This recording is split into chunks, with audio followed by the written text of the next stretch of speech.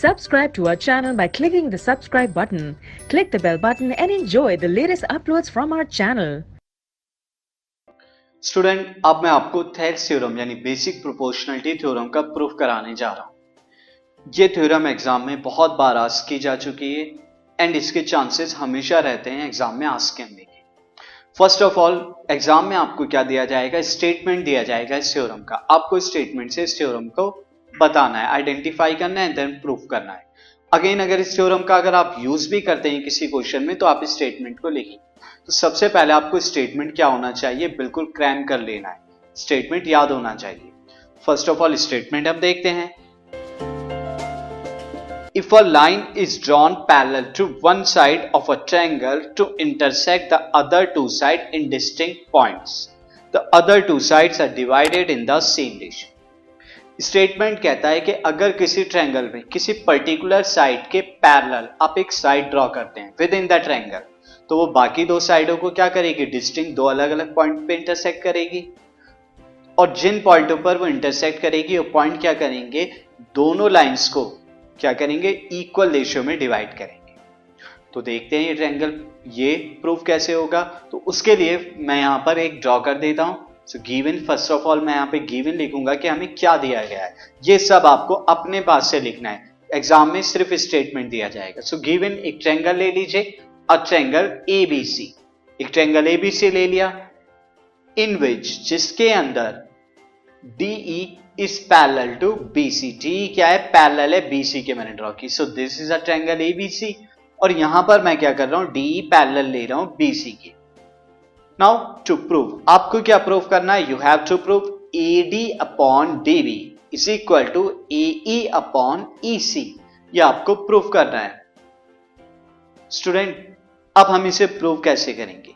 सो proof से पहले यहां पर देखिए, अगेन हम यहां पर कंस्ट्रक्शन करते हैं अलग से, यानी जो हमें जरूरत है। तो कंस्ट्रक्शन के लिए मैं यहां पर दो परपेंडिकुलर ड्रॉ करूंगा। एक तो परपेंडिकुलर EN ड्रॉ करूंगा मैं किस पर? AB पर, और दूसरा परपेंडिकुलर ड्रॉ करूंगा मैं किस पर? DM perpendicular on AC। तो दो परपेंडिकुलर हमने ड्रॉ किए, EN AB पर और DM AC पर। तो ये हमारा कितना हो गया? EN एंड DM मैं बनाने जा रहा हूं। So this is EN and this is DM। ये दो परपेंडिकुलर आ गए। नाउ स्टूडेंट, परपेंडिकुलर आने के बाद अब हम प्रूफ स्टार्ट करेंगे। सो प्रूफ ऑफ थ्योरम स्टार्ट हमारा यहां से होगा।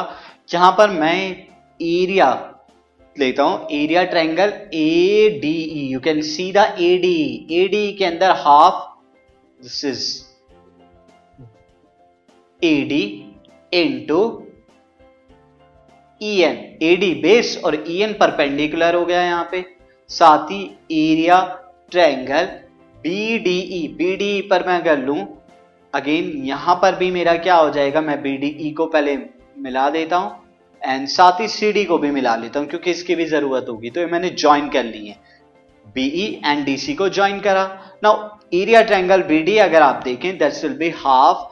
यहां पर बेस क्या है? हो जाएगा BD, एंड हाइट कितनी होगी? हाइट अगेन EN ही होगी, क्योंकि अगर हम BD को एक्सटेंड करें तो आगे फर्दर क्या जाएगी? M तक होगी। तो इसका परपेंडिकुलर भी EN ही माना जाएगा। So area upon ADE, area ADE upon area BDE अगर मैं यहां पर निकालूं BD, तो यहां पे हाफ से तो हाफ क्या हो जाएगा? डिवाइड हो जाएगा, कैंसिल आउट हो जाएगा। तो area ADE upon area BD कितना आएगा? AD into EN upon DB into EN। यहां से अगेन EN से EN भी क्रॉस हो गया, कैंसिल आउट हो गया। So we will get AD upon DB। ये हमें इन दोनों ट्रायंगल्स के एरिया का रेशियो मिल गया। इसे मैं इक्वेशन 1 ले लेता हूं। सिमिलरली स्टूडेंट, अब हम एरिया ट्रायंगल ADE को दूसरे तरीके से निकालते हैं। वो दूसरा तरीका क्या होगा? अब की बार मैं परपेंडिकुलर एंड बेस चेंज कर दूंगा। सो एरिया ट्रायंगल ADE को मैं लिख सकता हूं हाफ दिस टाइम मैं यहां पर AE को बेस ले रहा हूं एंड DM को परपेंडिकुलर ले रहा हूं।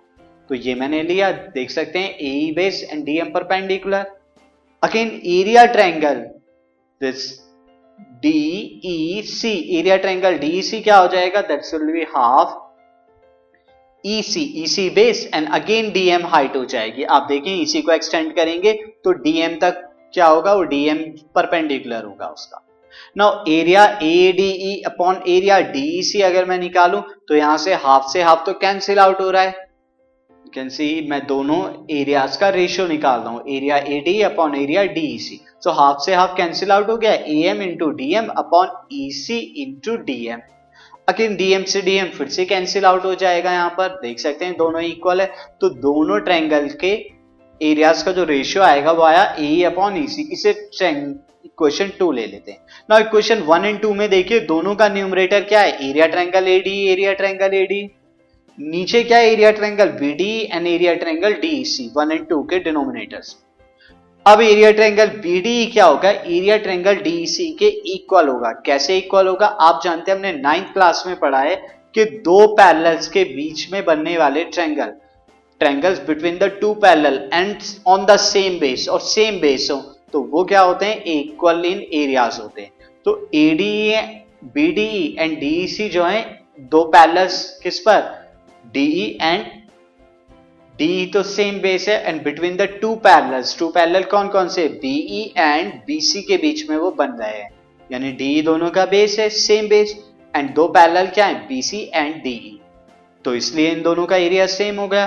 अब आप देखिए क्वेश्चन 1 एंड 2 के न्यूमरेटर भी सेम है एंड डिनोमिनेटर का एरिया भी सेम आ गया। सो इक्वेशन 1 एंड 2 से मैं क्या लिख सकता हूं, from equation 1 and 2 I can write this AD upon DB is equal to AE upon EC, क्योंकि BD और DEC तो सेम हो गए।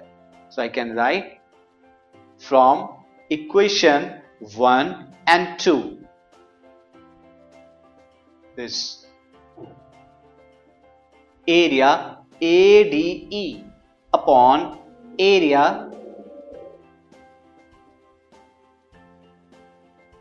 BDE is area DEC, your ADE upon area ADE upon area DEC।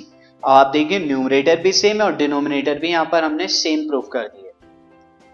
So I can write AD upon DE is equal to AE upon EC।